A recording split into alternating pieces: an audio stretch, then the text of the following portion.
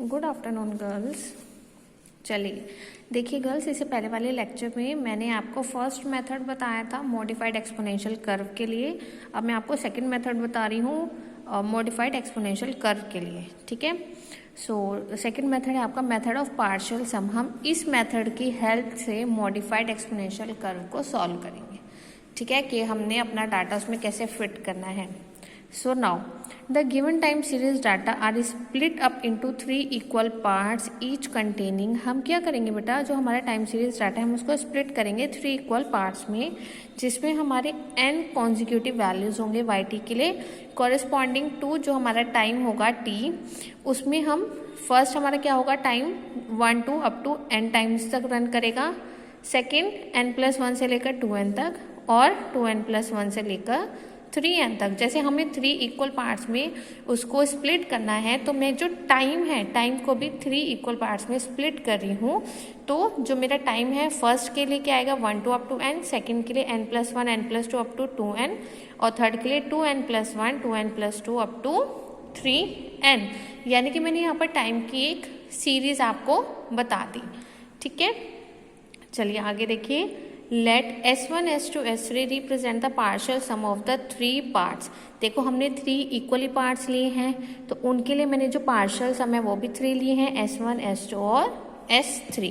ठीक है, तो देखिए जो S1 है मेरा वो क्या हो जाएगा, समीशन ऑफ YT, जिसमें आपका समीशन कहाँ से कहाँ तक रन करा है, T running from 1 to n। जो हमने यहाँ पर ये लेट किए थे ना 1 to n, n+1 up to 2n, and 2n+1 up to 3n।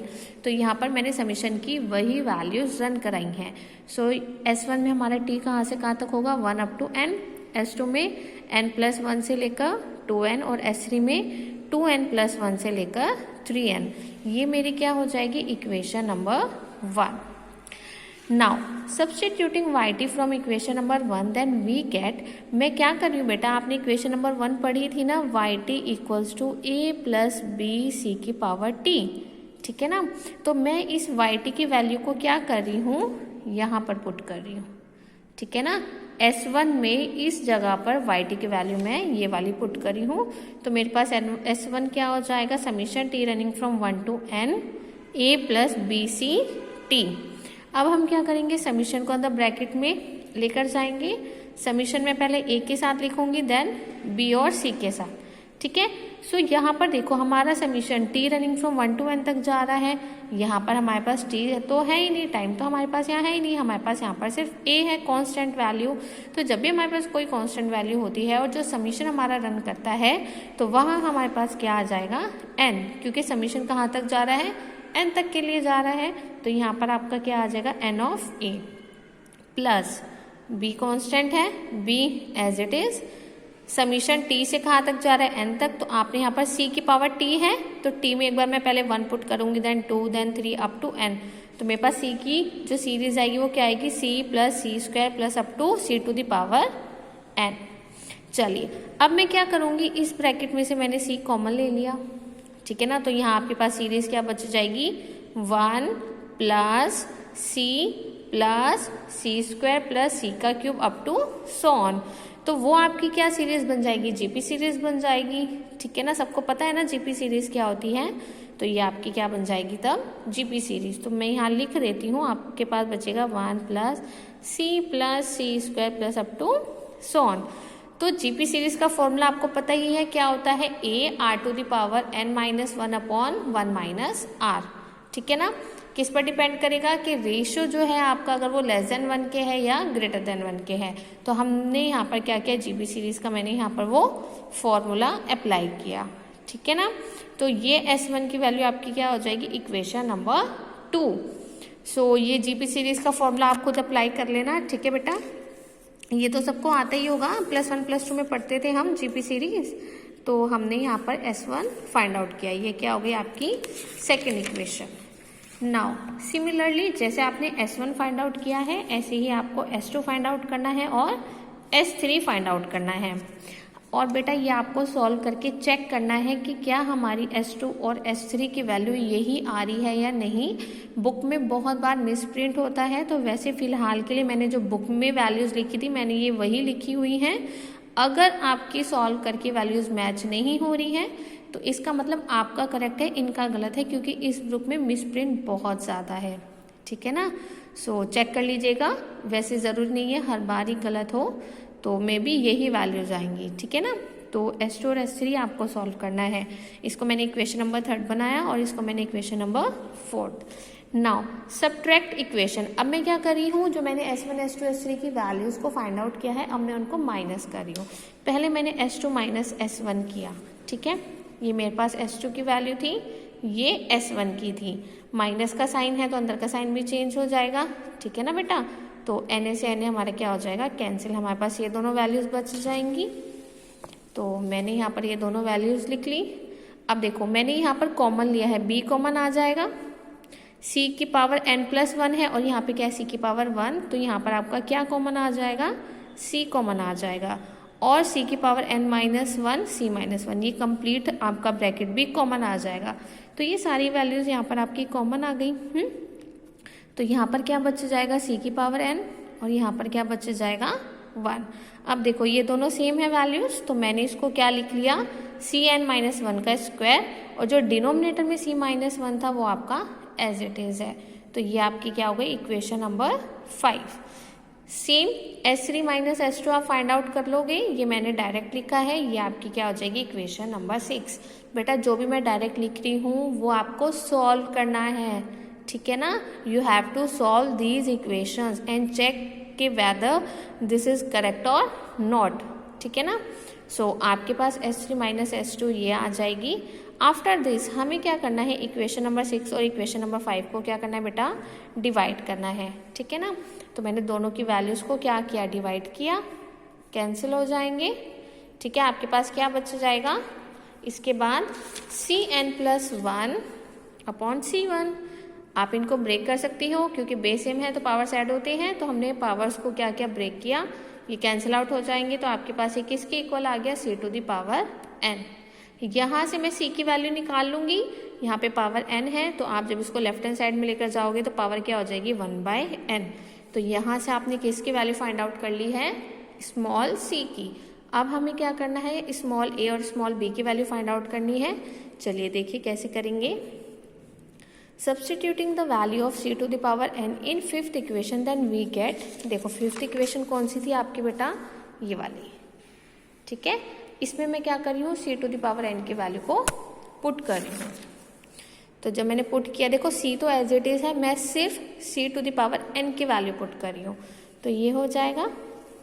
ठीक है, इसको आपको सॉल्व करना है और b की वैल्यू निकालनी है। सिंपल है, यहाँ पे एलसीएम ले लोगे, पहले एलसीएम लेके सिंपल क्रॉस मल्टीप्लाई करनी है, तो आपको b की वैल्यू ये मिल जाएगी। ठीक है, फिर भी आपको ये सॉल्व करना है।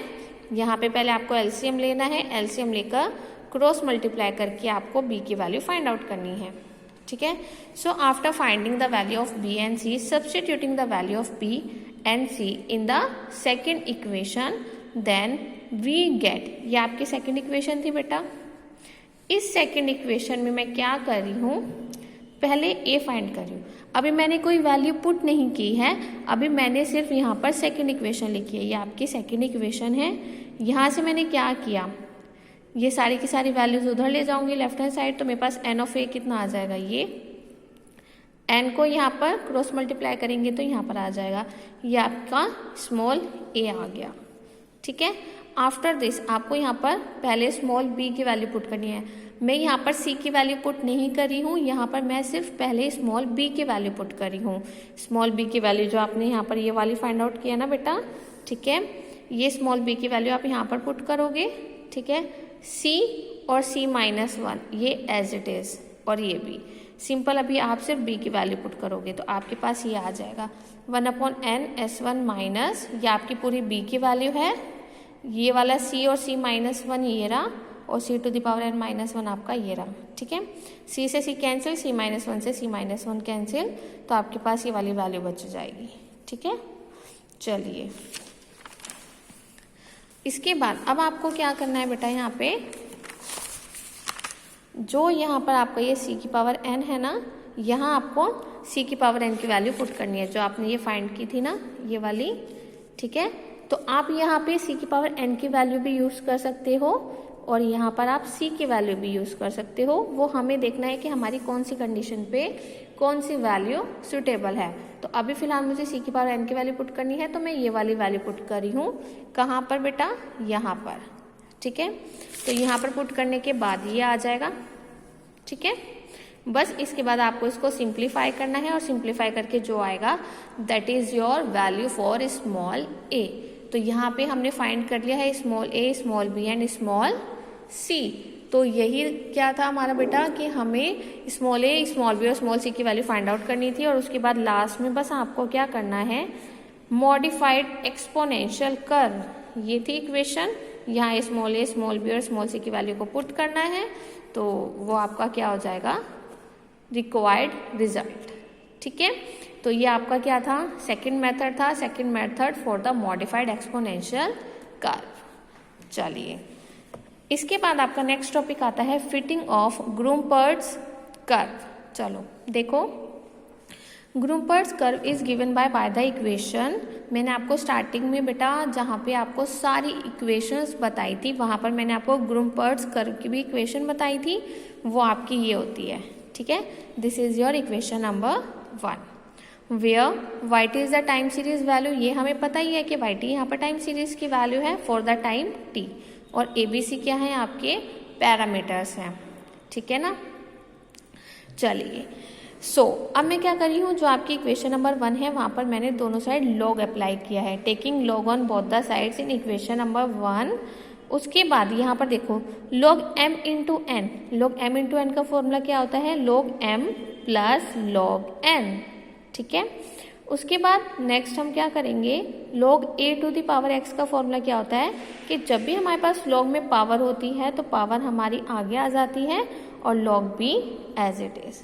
ठीक है, तो ये हमने यहाँ पर क्या किया, log के फॉर्मूलेज अप्लाई किए हैं। तो इसके बाद हम क्या कर रहे हैं, log वाई टी को मैंने क्या रिप्रेजेंट किया है, capital Y t. log a को हम क्या ले रहे हैं, कैपिटल ए, और log b को हम क्या ले रहे हैं, कैपिटल बी। सी टी हमारा एज इट इज। तो ये आपकी क्या हो जाएगी, इक्वेशन नंबर 2। ठीक है, अब देखो ध्यान से, ये आपकी क्या आ गई, मॉडिफाइड एक्सपोनेंशियल कर्व। ठीक है ना। आफ्टर सॉल्विंग, हमने जैसे यहाँ पर ये सब कुछ लेट किया है, ये आपकी थर्ड इक्वेशन है। Equation number 3 is the equation of a modified exponential curve, कि इसको सॉल्व करके हमारे क्या आ गए, एक्सपोनेंशियल कर्व वाली इक्वेशन आ गई है।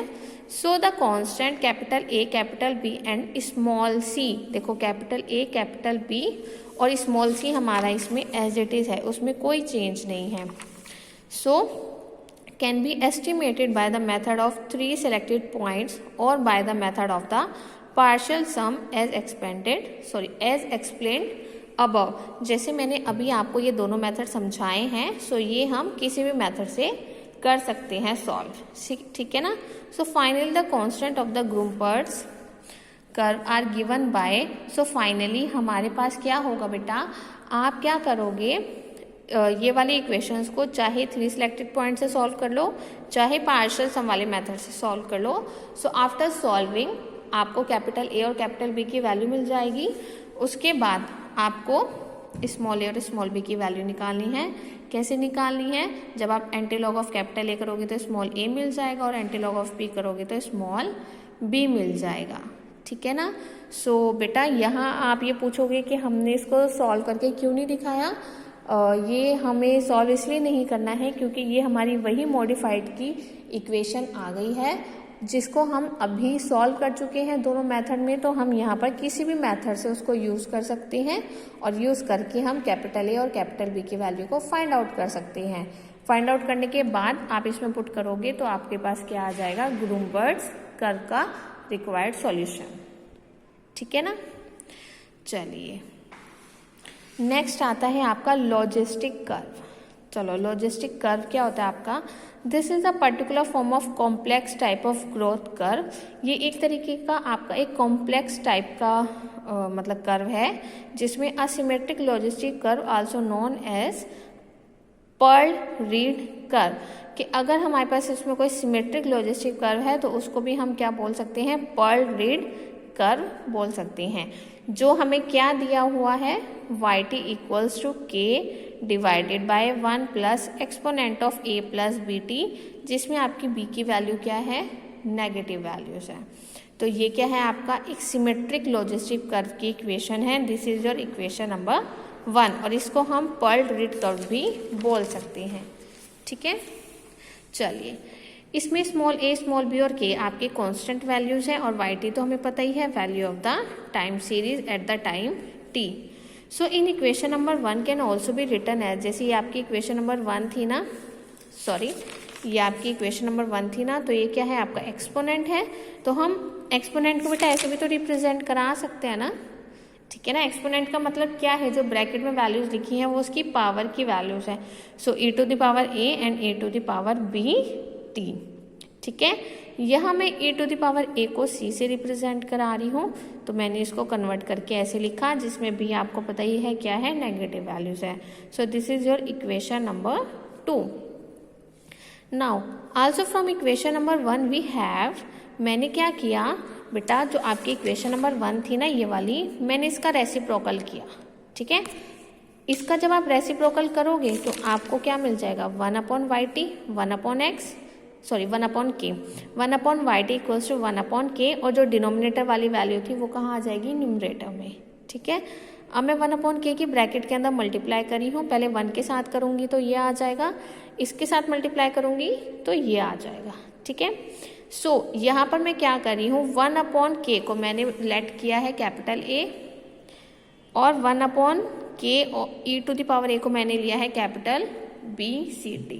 देखो यहाँ पे मैंने लिख दिया है, वेयर कैपिटल ए हमने क्या लिया है 1 अपॉन के, कैपिटल B मैंने क्या लिया है 1 upon k e to the power a, और स्मॉल c हमने क्या लिया है e to the power b।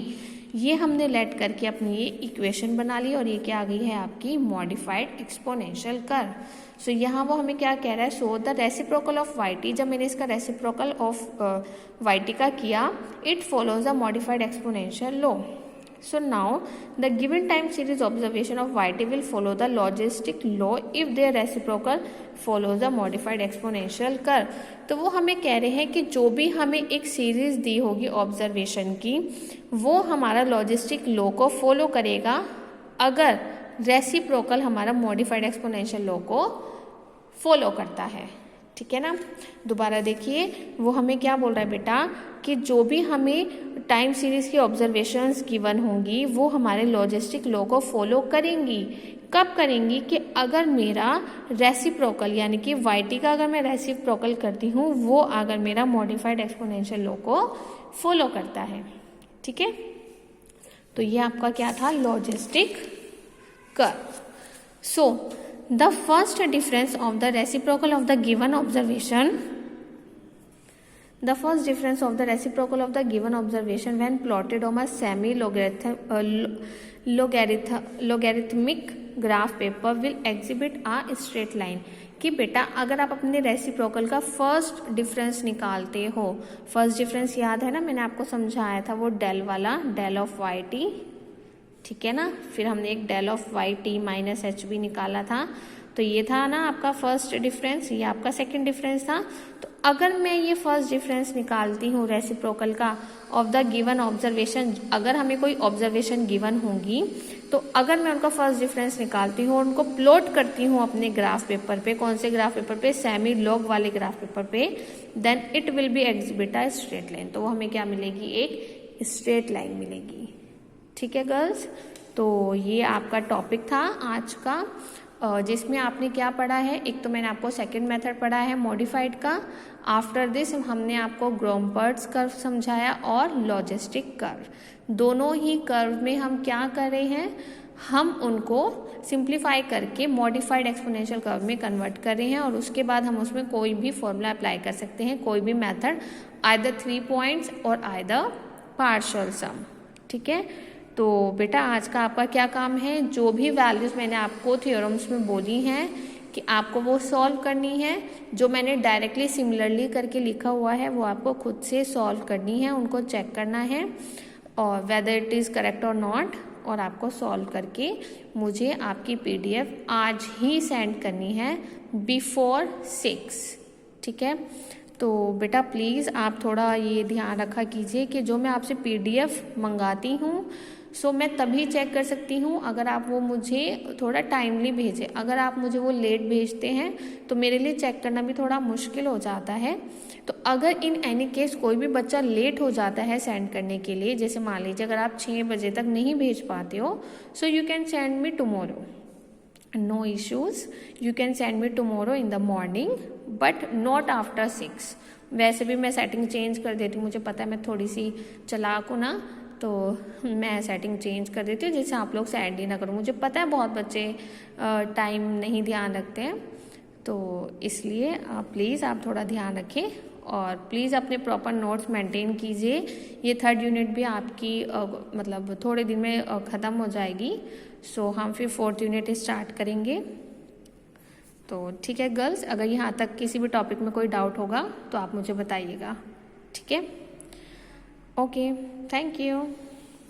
और हाँ बेटा, एक चीज़ और, हर एक थ्योरम में जो भी पार्ट मैंने आपको सॉल्व करने के लिए बोला है, आपको ऊपर टॉपिक मेंशन करना है, ठीक है ना? हेडिंग आपको लिखना है, फिर उसके बाद उसको सॉल्व करके मुझे PDF भेजनी है, जिससे मुझे क्लियर रहे कि आपने कौन सा पार्ट किसका सॉल्व करके सेंड किया है, ठीक है ना? ठीक है बेटा, ओके।